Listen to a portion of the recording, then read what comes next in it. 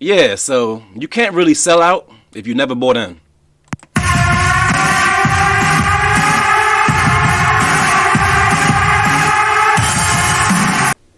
What up, people? Base Logic. So everybody's wondering, is Joe Rogan going to wind up selling out? Is he going to give up his voice and bow down to the whims of big tech?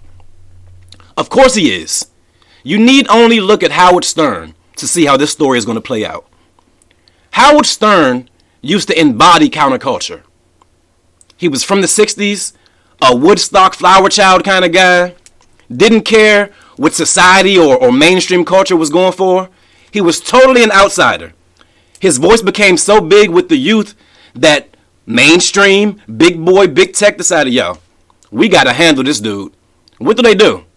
Out of nowhere, they give Howard Stern a mainstream theatrical release for his movie Private Parts in like 95. Howard Stern was nowhere near big enough in the country at that time to have a fucking nationwide release of a movie like that. But somehow he got it. And where did his career go after that? To the fucking moon. He wound up getting a $100 million contract. Now look at Howard Stern. You think he's the same counterculture? I don't give a fuck about what the mainstream is saying? No. He's a fucking hardcore, woke, liberal Democrat. He might as well be Kathy Griffin. Howard Stern has sold completely out. I look at Joe Rogan. Joe Rogan has never been the most staunch fucking conservative. People look at Joe Rogan and know that he commentates on MMA, he hunts, he's an everyman. And I think they get the wrong perception of how he really is. Joe Rogan is not some hardcore Trump supporter, let's go down to the Capitol. That's not him. That's not him at all. He wasn't even a Trump supporter during the election. So for people to wonder, is he going to, be down and stay down and be based? I don't really think so. Especially after this fucking apology. Let's check out what this dude had to say in his apology, man. Hello, friends. I'm making this video to talk about the most regretful and shameful thing that I've ever had to talk about publicly. There's a video that's out that's a compilation of me saying the N-word. It's a video that's made of clips taken out of context of me of 12 years of conversations on my podcast, and it's all smushed together, and it looks fucking horrible, even to me. Now, I know that to most people, there's no context where a white person is ever allowed to say that word, never mind publicly. Let me interject, Joe.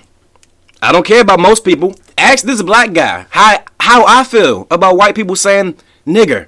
Ask me. I don't give a fuck. I could care less, dog.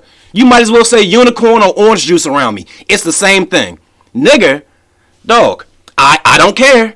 Most people I know don't give a fuck. It's only the liberal Democrat whites that keep perpetuating this lie. Oh my God, black people. Now, granted, plenty of low-level stupid niggas get upset when you say the N-word. Yeah, but fuck them. We're not talking about them. We're talking about real, actual people.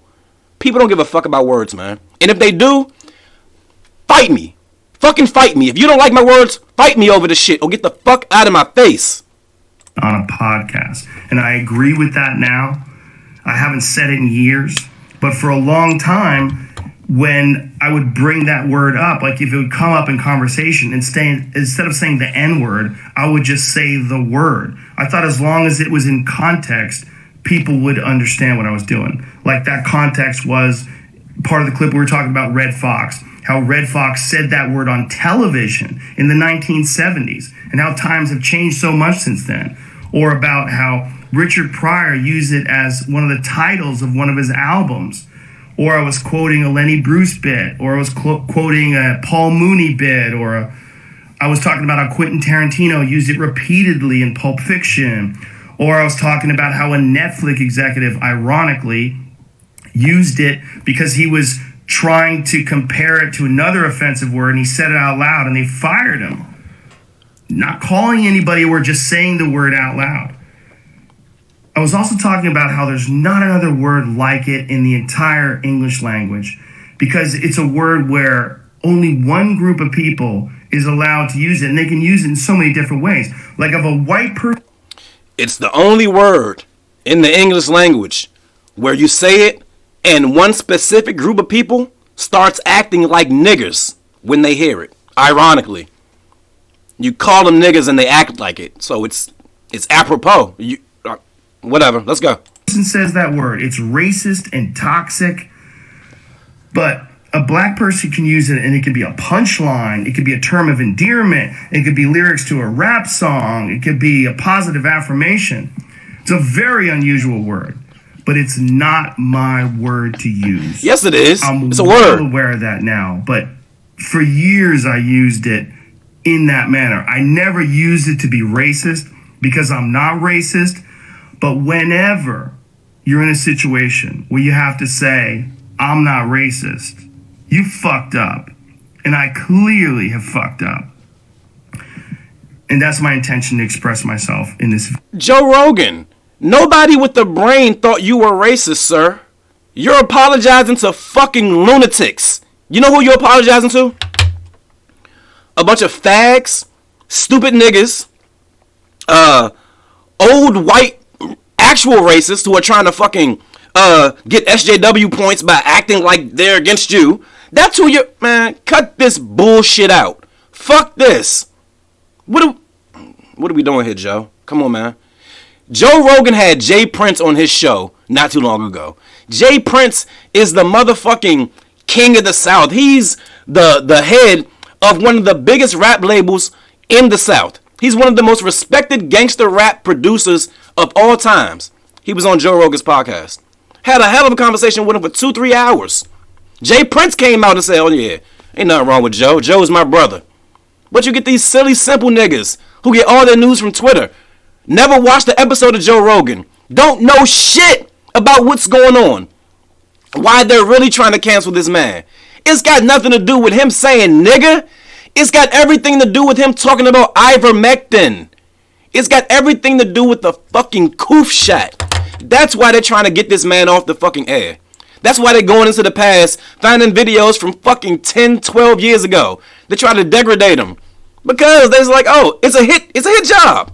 It's a fucking hit job they're doing. And it's unbelievable that Joe Rogan is actually apologizing for this shit. Which leads me to believe that he will sell out.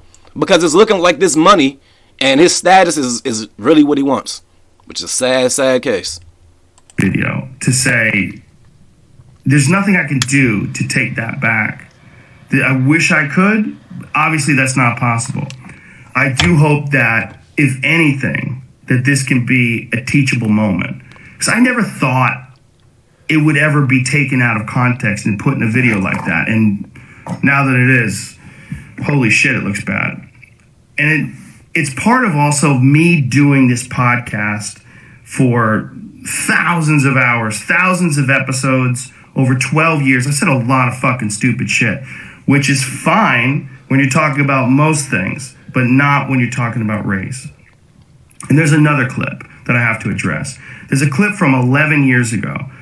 I was telling a story in the podcast about how about the me apes. and my friend Tommy and his girlfriend, I like we this got one. really high. We were in Philadelphia, and we went to go see Planet of the Apes.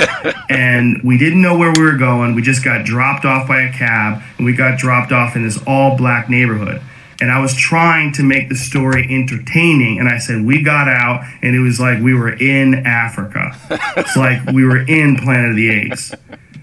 I did not, nor would I ever say that black people are apes, but it sure fucking sounded like that. And I immediately afterwards said that. Hey, white people, like, when you hear black people like compare white people to mayonnaise or crackers and shit like that, do you internalize it? Do you really feel like, God damn, these people are calling me some kind of a food? Like, do you really feel like that? Me, myself, being, they say I'm black and brown, so I don't know what the fuck I call myself anymore, but whatever. Being this color, I've never felt the way when motherfuckers talked about monkeys and apes. Never felt like, oh shit, that's a dig on me. Never. I would love to jump into the small, feeble mind of a little nigga who gets upset when they hear like ape references and banana, like Shannon Sharp. I would love to jump into his fucking little peanut brain and just feel the emotions that overwhelm him when he hears banana He just goes fucking crazy. These people are nuts, man. You can't never apologize to these fucking people. They're crazy. They're fucking nuts. That's a racist thing to say. Planet of the Apes wasn't even in Africa. I was just saying there's a lot of It black should have people been there. But then I went on to talk about what a positive experience it was and how much fun it was to go to see this movie in a black neighborhood. It wasn't a racist story, but it sounded terrible. And like I said, you can have clunky stories about anything, but not about race. Why not? And so I deleted that whole podcast, but obviously somebody made a clip out of it and taken out of context. It looks terrible, but it looks terrible even in context. It's a fucking idiotic thing to say, and I was just trying to be entertaining. I certainly wasn't trying to be racist, and I certainly would never want to offend someone for entertainment with something as stupid as racism. My hope is that, look, I can't go back in time and change what I've said. I wish I could. Obviously, that's not possible, but I do hope that this can be a teachable moment for anybody that doesn't realize how offensive that word can be coming out of a white person's mouth, in context or out of context. My sincere and humble apologies. I wish there was more that I could say, but all of this is just me talking from the bottom of my heart. It makes me sick watching that video, but hopefully at least some of you will accept this and understand where I'm coming from. My apologies and much love. My sincere, deepest apologies and much love. You know, if black people were like superheroes, we would never make it. The average Joe walking down the street would be able to kill us. Because if kryptonite was the thing that killed us like Superman, we would just let everybody know. We would tell everyone. We would let them know where it's at, how they could harvest the shit, and exactly how to use it to kill us. We'd be done for. If nigga is the word that drives you niggas insane, stop letting motherfuckers know. Or stop giving a fuck. One of the two. I don't get it. This is why I could never be white. If I was a white person, dog, like, it'd be problems. Because there's no way a group of motherfuckers would be telling me what I could say. Especially when I'm not saying it in an egregious way. I'm not saying it against you. I'm just talking. Just talking, blah, blah, blah. Just talking shit. And you gonna tell me what I can say? When, nigga, I know when you alone with your niggas, you say all kinds of shit. I can't say what I want to say. This is how wars and shit start. Like, when people start to have to shut the fuck up about just normal things, this is how people get pushed to the point where it's like, dog, you know what? It's either us or them. I can't live like this no more. The mainstream must be pushing for a fucking war. They got this new fucking Showtime show coming out called It's All White, or It Ain't All White. Some shit shitting on white people and white culture. You know how they do. It's just a constant black against the white thing. Constant. I assume one day they're going to get exactly what they want. Just know that when the shit goes down, it's not going to be black and white. It's going to be beliefs against other beliefs. And we all know what side I'm down for, so whatever. I'll catch y'all later. Take this video for what it's worth. Peace.